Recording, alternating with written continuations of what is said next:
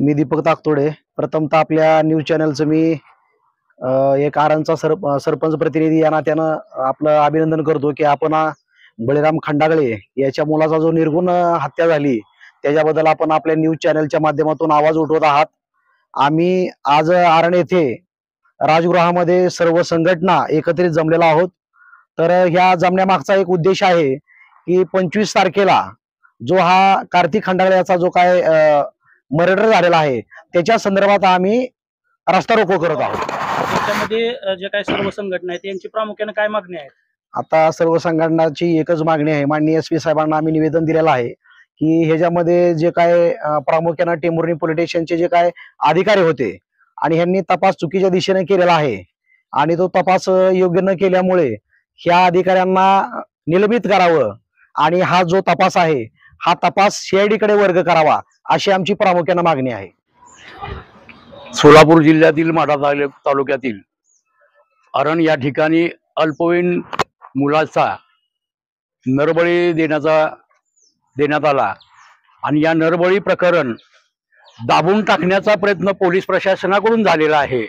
म्हणून सोलापूर जिल्ह्यातल्या विविध संस्था संघटना ज्यांना ह्या प्रकरणाच्या संवेदना जागृत झालेल्या आहेत असे सर्व लोक येणाऱ्या 25 तारखेला अरण या गावामध्ये रास्ता रोको करून या सरकारला चॅलेंज करणार आहेत की हा कायदा जो तुम्ही केलेला या महाराष्ट्रामध्ये जादूटोणा विरोधी कायदा, हा कायदा सुद्धा बोचट झालाय.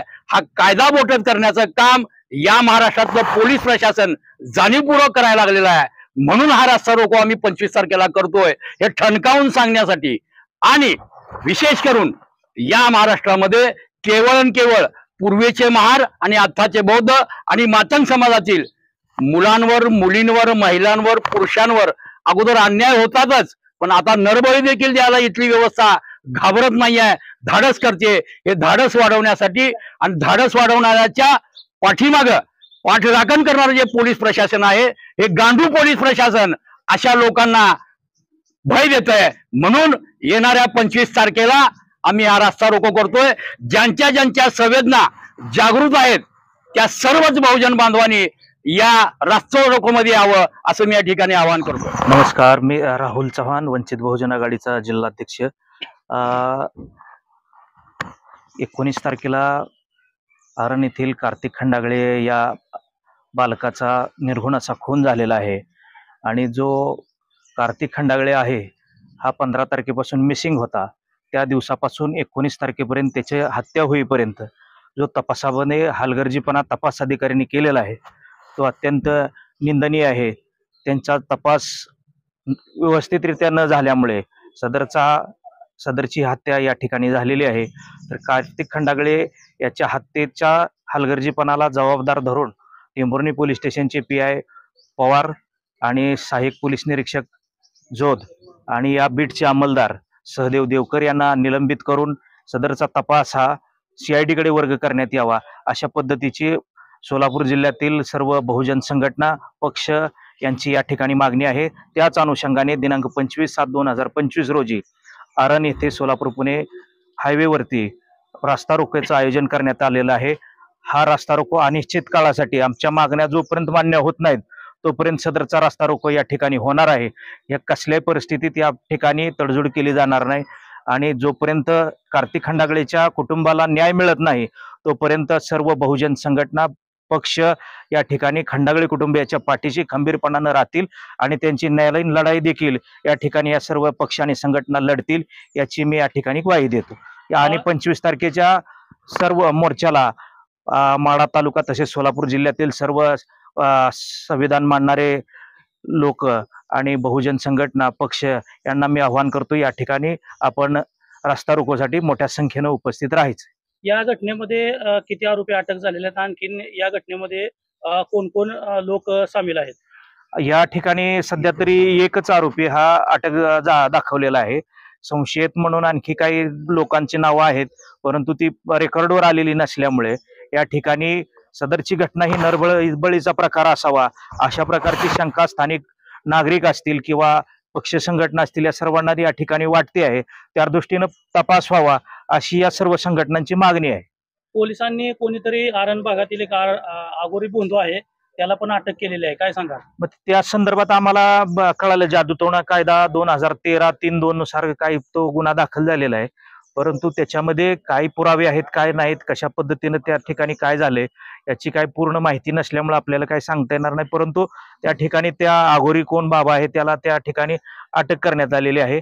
सकाळी त्याला काही ते मेडिकलला वगैरे घेऊन गेलेले होते, आज कोर्टात हजर केलं जाणार आहे. त्यानंतर काय होतंय बघू. माझा प्रश्न हा देवेंद्र फडणवीस या महाराष्ट्राचे मुख्यमंत्री आणि गृहमंत्री आहेत त्यांना विचारतो की हा देश संविधानाप्रमाणे तुम्ही चालवणार आहात का बोंधू बाबाच्या इशाऱ्यानुसार चालवणार आहात? कारण महाराष्ट्रामध्ये अनेक ठिकाणी हे प्रकरण घडत आहेत, त्यामुळे या प्रकरणाची चौकशी CID मार्फत झालीच पाहिजे. प्रथमतः मी सर्वांना या माध्यमातून आवाहन करतो की येणाऱ्या 25 तारखेला आपण सर्व बहुजन समाजातील लोकांनी या ठिकाणी उपस्थित राहावं, कारण हे शासन प्रशासन आपली बाजू घेताना दिसत नाही. कारण या महाराष्ट्रामध्ये बघतोय आपण दलित अन्याय अत्याचाराची मालिका चालूच आहे, परंतु या ठिकाणी नरबळीचा बी प्रकार या ठिकाणी चालू आहे. कारण सत्ता जे चालवतात ते लोक या अशा लोकांना पाठीशी घालण्याचं काम करतात. म्हणून या शासनाला प्रशासनाला जाब विचारण्यासाठी आपण सर्वांनी या ठिकाणी उपस्थित राहावं या माध्यमातून मी सर्वांना विनंती करतो. या राज्यामध्ये अनुसूचित जाती जमातीच्या लोकांवरती फार मोठ्या प्रमाणामध्ये अत्याचार वाढलेले दिसून येत आहेत. आणि काल परवाच आरण या ठिकाणी कार्तिकचा अमानुषपणे कार्तिकची हत्या केले गेलेले आहे. आणि त्या हत्येमध्ये एक आरोपी संदीप नावाचा 19 वर्षाचा त्याला या ठिकाणी पोलिसांनी अटक केलेली आहे. परंतु त्या घटनेचा सूत्रधार कोण आणि खरे आरोपी कोण याचा शोध घेणं अत्यंत गरजेचं आहे. आणि म्हणून उद्याच्या 25 तारखेला होणाऱ्या रस्ता रोको आंदोलनामध्ये सर्वांनी बहुसंख्येनं उपस्थित राहावं असं मी आव्हान या आपल्या माध्यमातून करीत आहे. आपल्याला माहिती असेल की आरण या ठिकाणी दुर्दैवी कार्तिक खंडाळे याचा नरबळी झालेला आहे, नरबळी देण्यात आलेला आहे. मी प्रशासनाला एवढं सांगू शकतो की देव जर बळी मागत असेल तर तो बामणाची बळी का मागत नाहीये, आमच्यासारख्या गोरगरिबांचेच बळी का मागतोय. आणि असे बळी देणारे जे लोक आहेत त्याला पोलीस प्रशासन पाठीशी घालते. ज्या काही आंबेडकरवादी संघटना बहुजनवादी संघटना यांनी जो 25 तारखेला मोर्चा आयोजित केलेला आहे, रास्ता रोको आयोजित केलेला आहे, आपण सर्वजण बहुसंख्येने याल आणि हा मोर्चा यशस्वी कराल अशी सर्वांकडून मी अपेक्षा करतो. आपण सर्वजण एकत्र आलो तरच कार्तिकला न्याय मिळणार आहे. या माध्यमातून आपल्या प्रसार माध्यमाच्या माध्यमातून मी सांगू इच्छितो, जे कोणी आरोपी आहेत, जो कोणी मुख्य सूत्रधार आहे त्याच्या पाठीमागचा मुख्य सूत्रधार सापडला पाहिजे. जे पोलीस प्रशासनातले अधिकारी त्याला पाठीशी घालत आहेत त्यांच्यावर निलंबनाची कारवाई झाली पाहिजे.